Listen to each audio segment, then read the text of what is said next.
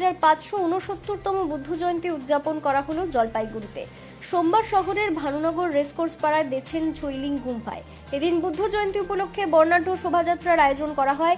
পাশাপাশি গুম্ফা সারাদিন ব্যাপী বিভিন্ন অনুষ্ঠানের আয়োজন করা হয়েছে উদ্যোক্তাদের পক্ষ থেকে।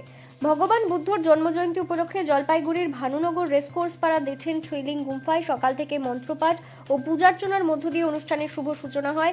শোভাযাত্রায় ভগবান বুদ্ধর লীলা কাহিনী ট্যাবলোর মাধ্যমে তুলে ধরা হয়। পাশাপাশি ধর্মীয় গ্রন্থ ত্রিপিটক মাথায় নিয়ে ভানুনগর গুম্ফা থেকে বর্ণাঢ্য শোভাযাত্রাটি ওই এলাকা ঘুরে জলপাইগুড়ি শহর পরিক্রমা করে আবার গুম্ফা প্রাঙ্গণে এসে শেষ হয়। শোভাযাত্রায় অংশগ্রহণ করেন জলপাইগুড়ির বুদ্ধ ধর্মাবলম্বী মানুষেরা।